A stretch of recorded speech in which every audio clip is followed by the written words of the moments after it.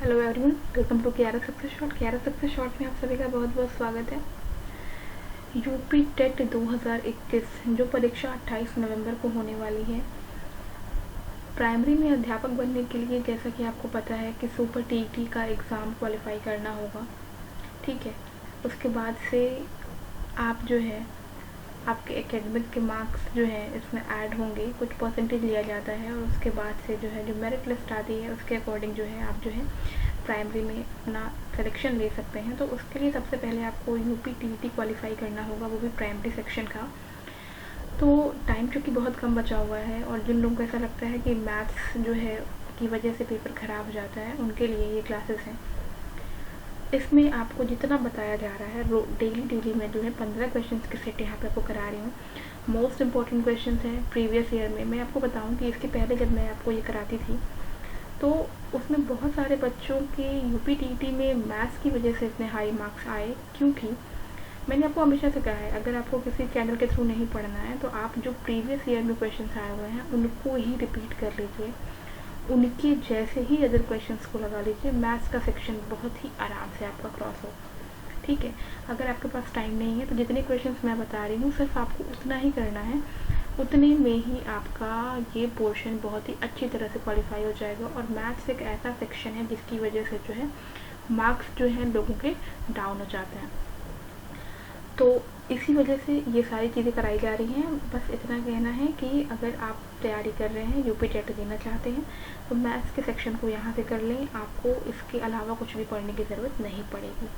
चलिए पहला question start करते हैं। कह रहा है कि 2 अंक की संख्या के गुणनफल 6 है, यानी कि 2 अंक की संख्या है। देखो कभी भी अगर 2 अंक की संख्या की बात करें तो देखो एक्स वाई, ये हम सपोज कर लेते हैं कि 2 अंक की संख्या है, ठीक है।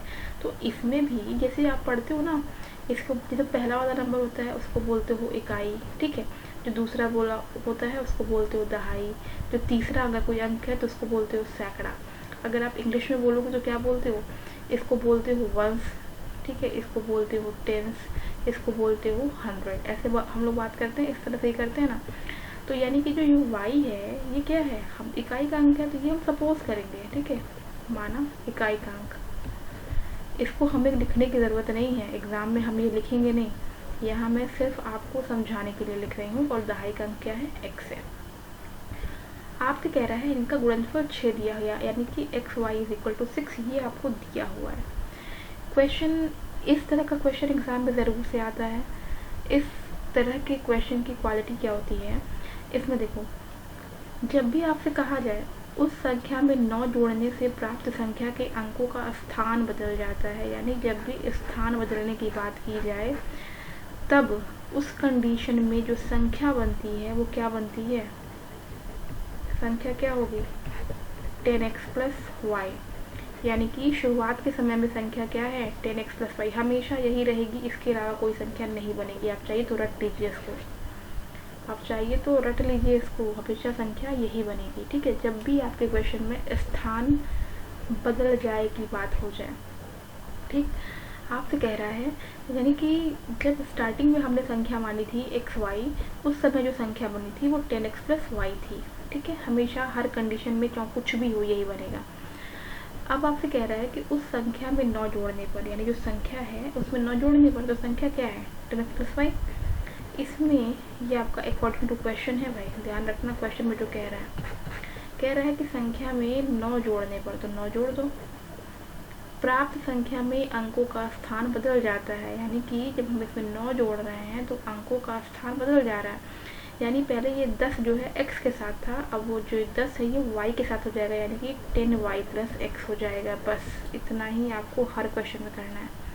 अब यहाँ 9 जोड़ने पे कहा है तो 9 जोड़ दिए हैं, हो सकता है 2 घटाने को कहता, हो सकता है 5 से मल्टीप्लाई करने को कहता, हो सकता है 4 को जोड़ने को कहता, लेकिन संख्या हमेशा 10x प्लस वाई बनेगी और संख्या बदलने पर हमेशा 10y प्लस x ही बनेगी, इससे अधिक और कुछ भी नहीं बनेगा। यानी कि ये वाला नंबर जो है और ये नंबर जो है हर बार जो है आपका सेम रहेगा, ठीक है, जब भी क्वेश्चन में स्थान बदलने को कहा जाए उस टाइम पे। अब सॉल्व कर लो, 10x है, यहाँ पे x है, ये x आपका इधर आएगा तो माइनस हो जाएगा, तो ये 9x minus 9y is equal to, ये प्लस 9 को इधर लाएंगे तो -9, 9 से डिवाइड करेंगे तो ये होगा x minus Y is equal to -1। ठीक है, अब देखो, अब आपको x और y निकालना है। यहाँ पे आपको x y पता है, यहाँ पे x माइनस वाई पता है, तो हम x प्लस वाई निकाल लें। कैसे? x प्लस वाई फॉर्मूला होता है, देखो ये x प्लस वाई का होल स्क्वायर होता है x माइनस वाई का होल स्क्वायर प्लस 4xy, ये फॉर्मूला होता है। आप चाहिए तो इसे रट लेंगे, मैं बार बार बोल रही हूँ रट लेंगे क्योंकि आपके हर एग्ज़ाम में काम आएंगे। ठीक है, फ्रेम यानी रटना। ठीक है, चलो x प्लस वाई हमें निकालना है। x माइनस वाई की वैल्यू यहाँ से -1 है, ये देखो यहाँ से x का स्क्वायर प्लस 4xy की वैल्यू है 6, तो ये हो गया 1 प्लस 24 यानी कि 25। और x प्लस वाई का स्क्वायर है, स्क्वायर हटाएंगे तो ये हो जाएगा 5, यानी कि ये क्वेश्चन नंबर 2 मान लो, ये क्वेश्चन नंबर 1 था आपका। अब मैं यहाँ से ये चीज़ थोड़ा सा हटा रही हूँ, ये क्वेश्चन ही हटा रही हूँ, ठीक है, क्योंकि संख्या पूछा है, आपसे पता है आपको। ठीक है, चलो सभी हटा लेती हूँ। KRS सक्सेस शॉर्ट में यहाँ डाल रही हूँ। ठीक, चलो ऑप्शन आपके ये 23 था, ये 43। ठीक है, चलो अब इक्वेशन नंबर 1 और 2 को सॉल्व कर लेंगे। क्या हो जाएगा? x minus Y is equal to -1 है और x plus Y is equal to 5 है। इसको हम क्या करेंगे, अपने आप ही देखो ये कट गया, तो ये 2x हुआ और ये आपका 4 हुआ, x इज इक्वल टू 2। अगर x 2 है तो y कितना हो जाएगा? x plus Y is equal to 5 में x इज इक्वल टू हम 2 रखेंगे तो y की वैल्यू हो जाएगी 3। आपका जो संख्या है वो कितना है? संख्या जो आपने बनाई वो कितनी है? संख्या आपने बनाई थी 10x प्लस वाई, यही संख्या बनाई है ना आपने, ये वाली यही संख्या बनाई है ना, तो संख्या क्या हो जाएगा? वैल्यू पुट कर दीजिए 10x प्लस वाई। बहुत ही अच्छा, बहुत ही इंपॉर्टेंट क्वेश्चन हर परीक्षा में पूछा जाता है यूपी टेट के। आप उठा करके प्रीवियस ईयर पेपर देखें। x की वैल्यू कितनी आ रही है? 2, y की 3, तो ये हो गया 20 प्लस 3 इज इक्वल टू 23। अगर आप देखना चाहें तो ये आपका ऑप्शन नंबर डी यहाँ से एकदम करेक्ट आंसर हो जाएगा। ठीक है, ऑप्शन नंबर डी जो है इसका करेक्ट आंसर हो जाएगा। तो बहुत ही बेहतरीन सा क्वेश्चन है, इसको ज़रूर से करने की प्रैक्टिस कर लें। अगर आप कहेंगे तो इस तरह के और भी क्वेश्चंस मैं आपको करवाऊँगी। ठीक, चलिए इसके बाद से अब हम लोग देख लेते हैं आज का क्वेश्चन नंबर 2। तो नेक्स्ट क्वेश्चन है आपका 121012 को 12 से भाग देने पर शेषफल क्या आएगा। तो आप इसे डायरेक्टली भाग दे के देख लें, बहुत ही आसान है। भाग कैसे दिया जाता है देखो।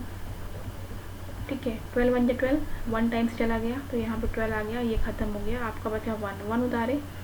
लेकिन 1 उतारने पर कोई फ़ायदा नहीं है, तो हमको 0 भी उतारना पड़ेगा। अब 2 डिजिट उतार लिया है तो हमें यहाँ पे एक 0 बढ़ाना है, लेकिन तब भी ये देखो 12 जो है 10 से बड़ा है, यानी कि हमें 1 और उतारना पड़ेगा। और जब 1 यहाँ हमने उतारा तो हमें एक 0 यहाँ और लगाना पड़ेगा।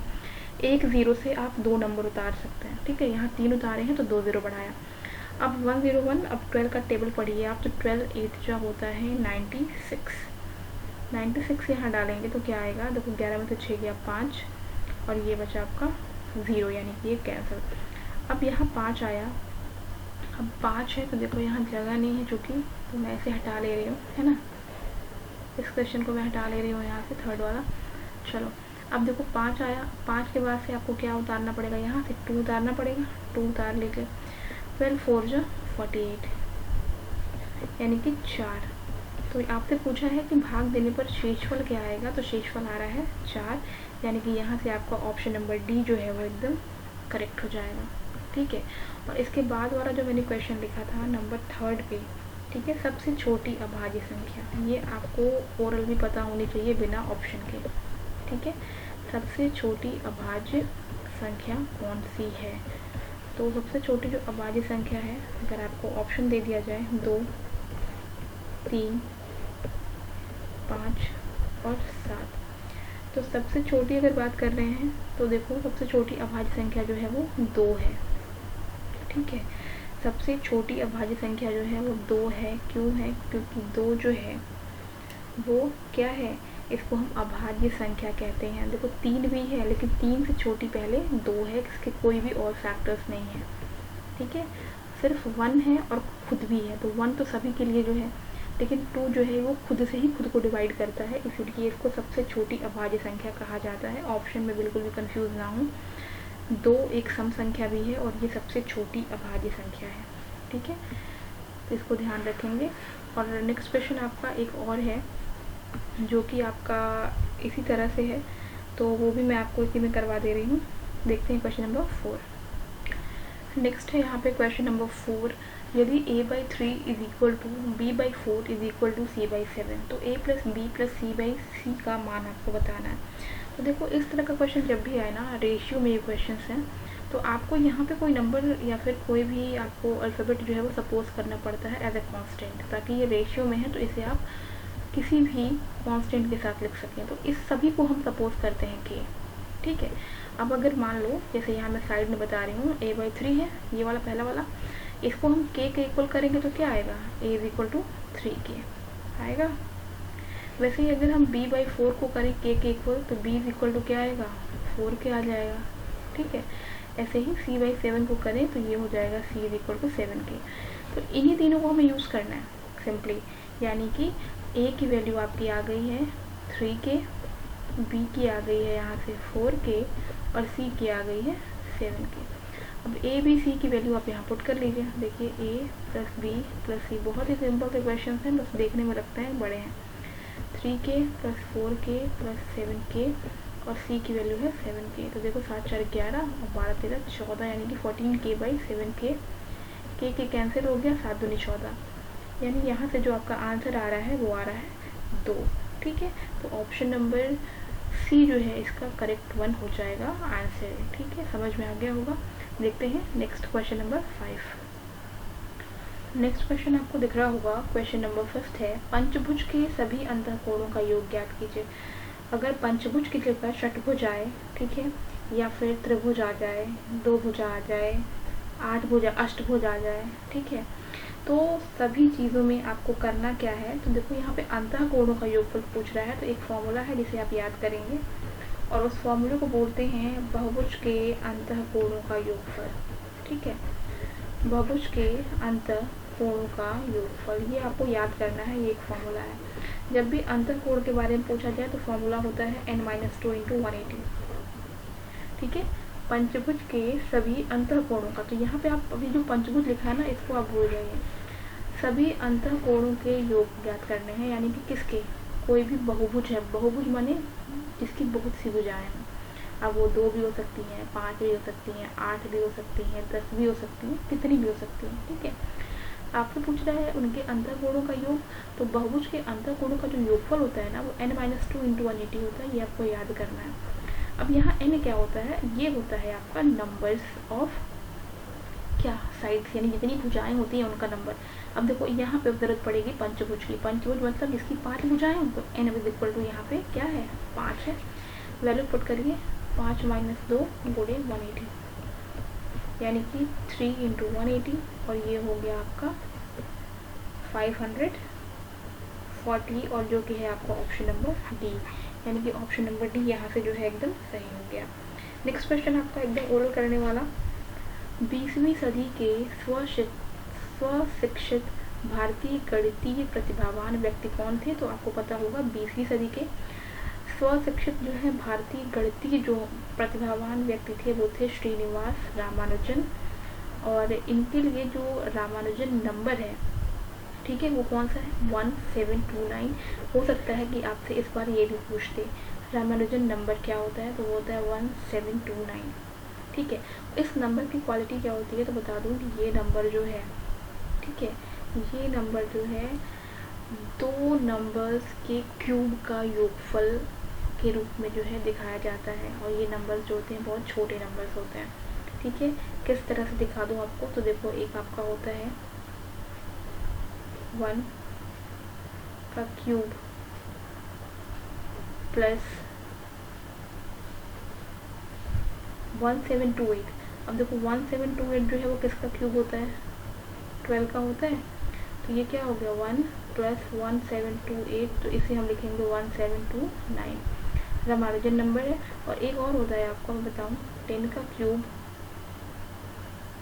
ठीक है, 1000 + 9 का क्यूब, तो ये हो गया आपका 1000 + 729, 1729। ठीक है, मैंने बहुत छोटे में किया है, लेकिन यही होता है आपका रामानुजन नंबर। इसको ध्यान दीजिएगा और ज़रूर से इसको पढ़ के जाइएगा। चलिए नेक्स्ट क्वेश्चन है question number 7। So guys next question है क्वेश्चन नंबर 7।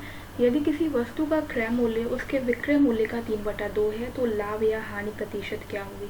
आप लोग एक चीज़ देख रहे होंगे कि यहाँ पे मैं हर तरह के क्वेश्चंस को कवर करा रही हूँ, जिससे कि आपको हर चैप्टर से जो है क्वेश्चंस मिल जाएं।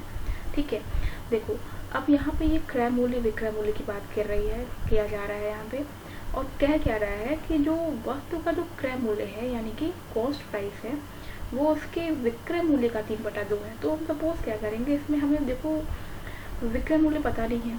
ठीक है, तो विक्रय मूल्य सपोज कर लो। ठीक है, सपोज कर लो, सिंपली इतना लिखने की ज़रूरत नहीं, समझाया जा रहा है। तो हम मान लेते हैं कि विक्रय मूल्य कितना है 100, और क्रय मूल्य कितना हो जाएगा, जो क्रय मूल्य है वो विक्रय मूल्य का 3/2 है, यानी कि 100 का 3/2 कितना हो जाएगा 150। अब आपसे कह रहा है तो लाभ या हानि प्रतिशत, तो भाई देखो क्रय मूल्य विक्रय मूल्य से बड़ा हो गया तो क्या हो जाएगा, हानि होगा। ठीक है, जिसको हम लोग विक्रय मूल्य को बोलते हैं सेलिंग प्राइस, क्रय मूल्य को बोलते हैं कॉस्ट प्राइस। और आपको पता है कि प्रॉफिट होता है विक्रय मूल्य माइनस क्रय मूल्य, और लॉस होता है क्रय मूल्य माइनस विक्रय मूल्य। ये सब चीज़ें आपको पता होनी चाहिए, याद करके रखें ये सब चीज़। हानि मतलब लॉस, अगर क्रय मूल्य बड़ा है तो हानि होती है। कितने की हानि हुई, 50 रुपये की। आपसे पूछ रहे हैं लाभ या हानि प्रतिशत, तो जब हानि हो रही है तो लाभ की संभावना ही नहीं, खत्म हो गई। तो ये परसेंटेज हानि कितना हो जाएगा, हानि कितना है 50, यानी कि फॉर्मूला जो होता है परसेंटेज लॉस का वो होता है loss upon cost price into 100, यानी कि हानि बटा क्रय मूल्य गुणे 100, यानी हानि कितनी है 50, क्रय मूल्य कितना है 150 और गुणे 100। देखो 5 से ये कट गया, ये 5 से आई 15, यानी कि 100/3। और आप देख सकते हैं कि इसको जो है होल नंबर में लिखा गया है, तो यानी कि ये हो गया 33 होल 1/3% की हानि। और ये है आपका ऑप्शन नंबर बी। देखो कितने आसान तरीके से इस तरह के क्वेश्चंस को हम लोगों ने कर लिया है। फॉर्मूले पता हैं तो क्वेश्चंस बहुत ही बेसिक तरह के पूछे जाते हैं, वो आप आराम से कर लेंगे। चलिए देखते हैं नेक्स्ट क्वेश्चन नंबर 8। तो अगला क्वेश्चन है क्वेश्चन नंबर 8। किसी कमरे की चारों दीवारों का कुल क्षेत्रफल देखो दिया हुआ है। ठीक है, और देखो एक चीज़ नोटिस करना, जो आपको क्षेत्रफल दिया है ये कमरे की चारों दीवारों का दिया हुआ है। ठीक है, और जो फॉर्मूला होता है कमरे की चारों दीवारों के क्षेत्रफल का, ठीक है मैं बता रही हूँ आपको, जो फॉर्मूला होता है कमरे के, इसीलिए मैंने कहा है कि उसी टाइप के क्वेश्चंस करिए अब जो एग्ज़ाम में पूछे जाते हैं। कमरे के चारों दीवारों का क्षेत्रफल, इसका फॉर्मूला होता है 2 गुणे लंबाई धन चौड़ाई, और फिर आपका यहाँ से गुणे ऊंचाई, ये होता है। और इसकी वैल्यू आपको दी हुई है कितनी 660। ठीक है, ये आपको दिया हुआ है। लेकिन अब एक चीज़ और देख लो, एक चीज़ मैंने आपको नहीं बताई है, वो क्या है, तो ये चीज़ अभी इसको हटाते हैं। क्वेश्चन में आपसे एक चीज़ और कहा है, नेक्स्ट लाइन, लंबाई उसकी चौड़ाई की दुगनी है, यानी कि जो कमरा है उसकी लंबाई चौड़ाई की दुगनी है। तो आप सपोज कर लेना, माना जो चौड़ाई है कमरे की वो x है। ठीक है, तो लंबाई कितनी हो जाएगी, चौड़ाई की दुगनी यानी कि 2x। अब ठीक है, अब इस वैल्यू को, लंबाई और चौड़ाई की ये वैल्यू हम यहाँ पुट कर सकते हैं। ठीक है, तो चलिए, और ऊंचाई भी आपको दी हुई है कितनी है, देखो यहाँ से कमरे की ऊंचाई 11 मीटर है। ठीक है, कमरे की ऊंचाई कितनी है 11 मीटर है। अब देखो कमरे की चारों दीवारों का क्षेत्रफल कितना है 660। फॉर्मूला क्या है 2 गुणे लंबाई धन चौड़ाई, लंबाई कितना है 2x, चौड़ाई कितना है x, ऊंचाई कितना है 11। अब 2 से आप इसे चाहो तो कट कर लो, और या तो फिर 660 और 2 और 11 कितना हो गया, गुणा हो गया 22, तो ये हो गया 3x। तो ये कट कर दो तो ये हो जाएगा 30, और फिर x इज इक्वल टू हो जाएगा 30/3 यानी कि 10। पूछा गया है छत का क्षेत्रफल। तो क्षेत्रफल क्या होगा भाई, क्योंकि कमरा है तो कमरा किस आकार का होगा, आयत होगा। तो कमरे का क्षेत्रफल यानी कि आयत का क्षेत्रफल, और आयत का क्षेत्रफल होता है लंबाई गुणे चौड़ाई। तो लंबाई गुणे चौड़ाई कर दीजिए, x की वैल्यू 10 आई है। ठीक है। तो चौड़ाई कितना हो गया, चौड़ाई आपका 10 हो गया और लंबाई कितना हो गया 2x हो गया। देखो लंबाई कितना है 2x है, 2 × 10 यानी कि 20। ये हो गया आपका लंबाई। तो लंबाई गुणे चौड़ाई कितना हो गया 10 × 20 यानी कि 200 मीटर स्क्वायर। और 200 metre square option number A यहाँ से एकदम करेक्ट आंसर है इसका। ठीक है, अब देखते हैं हम लोग question number 9। So next question है आपका त्रिभुज ABC की देखो भुजाओं के मध्य बिंदु दिया हुआ है। एक त्रिभुज दिया हुआ है देखो ये वाला ABC, ठीक है। और इनकी भुजाओं का जो मध्य बिंदु है देखो BC का D है, AC का E है और AB का F है। तो पूछ रहा है कौन सा इसमें से सही है। तो एक पहले आप चीज़ जानिए कि अगर कोई त्रिभुज दिया हुआ है उसके मध्य बिंदु दिए हुए हैं DEF, ठीक है, DEF, ठीक है। तो ये जो छोटा त्रिभुज है ना DEF, इसका जो क्षेत्रफल होगा यानी कि DEF मैं यहाँ मेंशन कर रही हूँ, देखो सॉल्यूशन लिख के, है ना। तो ये जो DEF है ना, DEF का जो क्षेत्रफल होता है, मैं यहाँ देखो लिख भी रही हूँ DEF त्रिभुज लिखना, त्रिभुज DEF का जो क्षेत्रफल होता है ये जो होता है ये हमेशा मूल त्रिभुज के क्षेत्रफल का चौथाई होता है, ठीक है। ये जो होता है ये मूल त्रिभुज कौन सा है ABC, ठीक है, के क्षेत्रफल का चौथाई होता है। इसको आपको याद रखना है, ठीक है। शायद ये मैं कलर चेंज कर लूँ, पेन का आपको दिख नहीं रहा होगा। तो ये चीज़ ध्यान देना, ये जो अंतर वाला त्रिभुज होता है DEF जो मध्य बिंदुओं से बना हुआ है, इसका क्षेत्रफल जो होता है हमेशा मूल त्रिभुज के क्षेत्रफल का चौथाई होगा यानी 1/4 होगा। तो इसका जो आंसर होगा यानी कि DEF त्रिभुज DEF का जो क्षेत्रफल होगा ये हमेशा 1/4 होगा किसके, त्रिभुज ABC के क्षेत्रफल का, ठीक है। अब आप देख सकते हैं कि कौन सा इसमें से आंसर मैच करेगा। पहला वाला गलत, दूसरा गलत, तीसरा गलत, यानी कि चौथा जो इसका ऑप्शन है वो सही आंसर है। DEF का क्षेत्रफल 1/4 है त्रिभुज ABC के क्षेत्रफल का। तो इस तरह से हम करेंगे अगर ऐसा कोई भी क्वेश्चन आता है मध्य बिंदु से रिलेटेड। तो चलिए देखते हैं next question number 10। Next question देखो क्वेश्चन नंबर 10। अभी आप अगर इस क्वेश्चन को लगा भी रहे होंगे तो आपको आइडिया लग रहा होगा कि आपकी प्रिपरेशन अभी किस हद तक पहुंच चुकी है, ठीक है। अगर आपने ये सारे क्वेश्चंस लगा लिए हैं दैट मीन्स कि आपकी प्रिपरेशन अच्छी है और आप UP टेट जो है बिल्कुल भी क्वालिफाई कर लेंगे। तो देखो यहाँ पे आपको पूछ रहा है, इतना बड़ा मल्टीप्लिकेशन दे रखा है और आपसे पूछ रहा है कि आपको इकाई का अंक बताना है। तो अब आप लोग इस पूरे मल्टीप्लिकेशन को करने मत बैठ जाइएगा पहली चीज़, वरना करते रह जाएंगे और गलत भी होने की संभावना बढ़ेगी। इकाई का ही सिर्फ अंक पूछ रहे हैं ना, यानी कि सबसे पहला यानी कि जो वंस प्लेस पे होता है, तो वंस प्लेस के सारे नंबर्स को नोट कर लीजिए आप। देखो क्या है, पहले देखो इसमें 8 है, इसमें 6 है, इसमें 9 है और इसमें 2 है। इकाई अंक पूछ रहा है तो इन सबको मल्टीप्लाई कर लीजिए। तो कितना हो गया, ये आपका 8 6 जा 48 हुआ और ये 2 9 जा 18, ठीक है। अब इसमें से भी इकाई का अंक लीजिए यानी 8 और ये 8 यानी कि 8 × 8 इकाई का ही अंक लेना है, इकाई का ही अंक बताना है इसलिए। तो 8 8 कितना होता है 64। पूछा है इकाई के स्थान पे कौन सा अंक होगा, तो इकाई कौन सा स्थान है, 4 वाला स्थान इकाई का है यानी ऑप्शन नंबर डी यहाँ से एकदम करेक्ट आंसर हो जाएगा। कभी भी पूरा मल्टीप्लिकेशन करने मत बैठिएगा वरना क्वेश्चन गलत हो जाएगा। नेक्स्ट बहुत ही आसान क्वेश्चन, किसी संख्या का 60% का, तो किसी संख्या का पूछ रहा है यानी संख्या पता ही नहीं है आपको कायदे से, है ना। तो किसी संख्या मान लेते हैं संख्या x है और इसका कह रहा है 60% यानी कि 60/100। उसका भी कह रहा है 60% के बाद भी कह रहा है इसका 3/5 यानी कि इसका 3/5 जो है वो कितना है 36 है। यही क्वेश्चन दिया है, इसको सॉल्व कर लीजिए। ये 0 यहाँ से कट गया, ठीक है, और ये चाहो तो 2 से कट कर सकते हो लेकिन रहने देते हैं, ठीक है। अब देखो ये 3 से आप 36 भी कट कर सकते हो, 6 से भी 36 कट कर सकते हो। नहीं समझ में आता है कैसे, तो क्रॉस मल्टीप्लाई कर लीजिए 36 और साथ में 10 × 5, ठीक है। और इधर वाला जो 6 × 3 है वो इधर आ जाएगा। अब देखो 6 6 या 36 और 3 दूना 6 यानी कि 5 2 या 10 और 10 × 10 100 यानी कि यहाँ से जो आपका आंसर हो जाएगा वो ऑप्शन नंबर ए बनेगा यानी कि 100 इसका आंसर हो जाएगा। देख लेते हैं नेक्स्ट आखिरी के 3 क्वेश्चन। नेक्स्ट क्वेश्चन देखिए, क्वेश्चन नंबर 12 में आपसे पूछ रहा है कि 7 + 2 √10 का वर्गमूल। तो देखो, वर्गमूल निकालने का तरीका सिंपल सा यही है कि ये जो वैल्यू दी हुई है ना, इसको आपको इसका रूट निकालना है। 7 + 2 √10 जैसे आपसे दिया रहता है, इसको अगर नहीं समझ में आता है तो ये समझो, अगर मान लें आपसे पूछे 4 का वर्गमूल यानी कि अगर 4 को हम रूट में रखें तो इसकी वैल्यू क्या होगी। तो अगर कोई नंबर रूट में 2 बार मल्टीप्लाई होता है तो वही उसका वर्गमूल होता है। यानी कि 4 को हम लिख सकते हैं 2 × 2, यानी कि 2 × 2 2 बार आ रहा है, यानी इसका वर्गमूल 2 हो जाएगा। ठीक है, जैसे 9 का 3 होता है।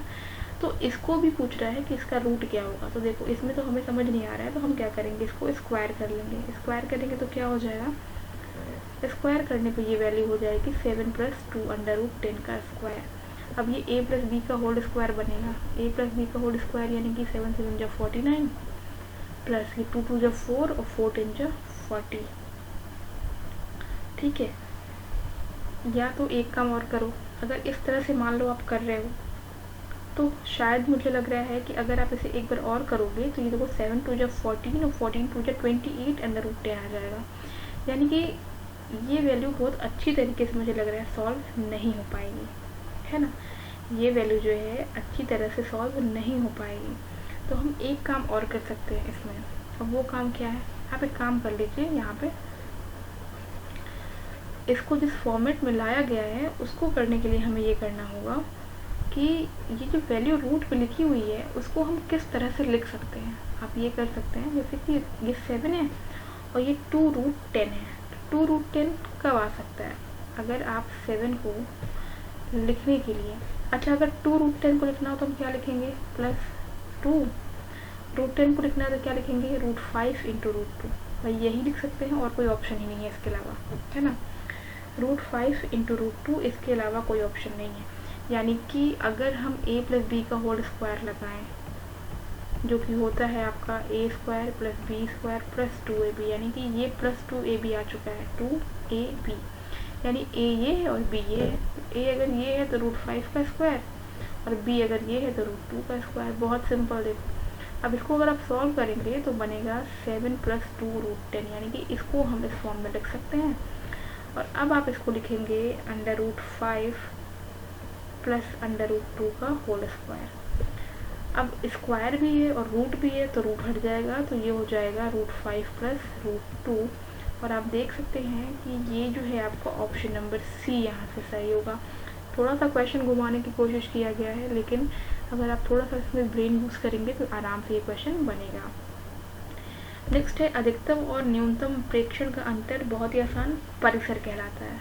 ठीक है, यानी कि जो हाईएस्ट और जो लोवेस्ट रेंज होती है ना, उसका डिफरेंस पूछ रहा है तो क्या कहलाता है, वो परिसर कहलाता है। ठीक है, परिसर कहलाता है। चलिए देखते हैं नेक्स्ट क्वेश्चन। नेक्स्ट क्वेश्चन देखिए, यहाँ पे कह रहा है आपसे कि एक खंबे का 4/7 भाग कीचड़ में धंसा हुआ है। ठीक है, और जब धंसे हुए का 1/3 भाग बाहर खींचते हैं तो ये पाया जाता है कि 8 मीटर माप का खंबा अभी भी कीचड़ में धंसा ही हुआ है। तो खंबे की पूरी लंबाई, सबसे पहले तो आप ये सपोज कर लो कि माना खंबे की लंबाई कितनी है, x मीटर है। ठीक है, तो अब देख लो, अब क्वेश्चन आपका यहीं से आसान हो गया, 1 बाई 1 जो है आपको करना है। x मीटर खंबे की लंबाई है और कह रहा है कि जो धंसा भाग है वो कितना है। कीचड़ में जो धंसा भाग है वो 4/7 यानी कि 4/7 x मीटर है। ठीक है, इतना धंसा हुआ है। अब अकॉर्डिंग टू क्वेश्चन, आपसे क्वेश्चन में कह रहा है क्या कि जब धंसे हुए भाग का 1/3 बाहर खींचा जाता है ना, यानी कि धंसा भाग कितना है 4/7x, इसका 1/3 बाहर खींच लिया गया, यानी कि 4/7x का 1/3 इतना हम बाहर खींच रहे हैं। किस में से, भाई धंसे हुए भाग का 1/3 जो है हम बाहर खींच रहे हैं। तो 8 मीटर माप का खंबा अभी भी कीचड़ में धंसा हुआ है, यानी कि जो धंसा भाग कितना है 4/7, यानी कि 4/7x में से हम इसी का 1/3 जो है वो बाहर खींच रहे हैं, यानी कि 4/7x गुणे 1/3, तो कितना बच रहा है 8 मीटर और बच जा रहा है। बस क्वेश्चन हो गया सॉल्व। तो ये हो गया आपका 4x/21 और ये 8। अब इसको सॉल्व कर लीजिए आराम से। यहाँ से सॉल्व करेंगे तो क्या मिलेगा आपको, 21 आपका एलसीएम हो गया, और ये आपका हो गया 7 त्रिक 21 यानी कि 4 3 12, और ये 4x इज इक्वल टू 8 यानी कि 8x इज इक्वल टू, ये 8 यहीं से कट कर लो तो x की वैल्यू आ जाएगी 21 मीटर। यानी कि जो खंबा है उसकी लंबाई कितनी होगी, 21 मीटर। और देखो ऑप्शन में पहला वाला ऑप्शन इसका एकदम करेक्ट जा रहा है। ठीक है, नेक्स्ट क्वेश्चन हमारा आज का लास्ट क्वेश्चन देखते हैं। तो देखिए आज का जो लास्ट क्वेश्चन है ये आपका मर्सर यानी कि HCF पे है। देखो दिया हुआ है 14/33, 21/22, 42/55 का मर्सर। जब भी आपको इस तरह से अपॉन में मर्सर या लर्सर पूछे, सबसे पहले एक चीज़ जानिए, जब भी रेशियो भी हो यानी जैसे इस टाइप से हो A/B, B/C, D/E, इस तरह का क्वेश्चन हो, अगर एलसीएम पूछ रहा है, ठीक है, अगर एलसीएम पूछ रहा है तो आप क्या करेंगे, ऊपर वाले नंबर्स का यानी कि A, B और D, इनका आप एलसीएम लेंगे, और जो नीचे वाले नंबर्स हैं यानी कि यहाँ पे B मत करो, यहाँ पे आप K कर लो, क्योंकि B और B मिल जा रहा है ना फिर एक ही में। तो ये A, K, D का आपका एलसीएम होगा, और B, C और E का HCF होगा। ठीक है, मतलब ये ध्यान रखना, अगर एलसीएम निकालना है तो ऊपर वाले का एलसीएम और नीचे वाले का HCF, यानी ऊपर वाले का सेम ही निकालना है, नीचे वाले का इसका उल्टा HCF। अगर HCF पूछ रहा है तो ऊपर वाले का HCF यानी कि A, K, D का हमें HCF निकालना होगा, और नीचे वाले का यानी B, C, E का एलसीएम। बस इतना आपको ध्यान रखना है, इसमें सिंपल सी चीज़ है, ध्यान रखिएगा हमेशा। यहाँ पे आपको और क्लियर हो जाएगा थोड़ा सा। यहाँ पे देखो दिया हुआ है मर्सर यानी कि HCF निकालना है, तो जो ऊपर देखो जो पूछेगा ऊपर वाले का वही निकलेगा। जैसे यहाँ मर्सर पूछ रहा है तो ऊपर वाले का मर्सर निकालना है, यानी HCF 14, 21, 42 का मर्सर निकालना है HCF, और जो नीचे वाले हैं उसका एलसीएम निकालना है। ठीक है, यानी लॉसर निकाल लीजिए। भाई यहाँ पे रफ कर रही हूँ मैं, थोड़ा टेढ़ा हो गया, माइंड मत करिएगा इसको। चलिए सीधा ही खींच लेते हो। ठीक है, चलो, मैं तो कहोगे आप लोग मैम को लाइन खींचने भी नहीं आ रही है। 14, 21, 42 यहाँ लिख लेते हैं, मौसा निकालना है 14, 21, 42। तो देखो 14 अगर हम बात करें तो देखो 2 × 7 14 होता है, 21 3 × 7, और 42 ये आपका होता है 7 × 42 होता है, यानी 2 × 3 × 7, यानी कि 7 ऐसा नंबर है, यानी HCF वही नंबर होता है ना जो कॉमन होता है, यानी मौसा, तो यानी 7 एक ऐसा नंबर है जो तीनों में आ रहा है। ठीक है, यानी कि इसका जो मौसा हो गया यहाँ से वो 7 हो गया। अब इसका लौसा निकालना है तो लौसा निकाल लो भाई। लौसा कैसे निकालते हैं, 33, 22 और 55, 11 से कट करो सबको, तो 3, 2 और 5, और उसके बाद अब ये किसी से नहीं कटेगा, यानी कि सबको मल्टीप्लाई करना पड़ेगा। तो 5 × 10 और 11 × 33 यानी 330। ये हो गया इसका आंसर, और ये आपका है ऑप्शन नंबर A।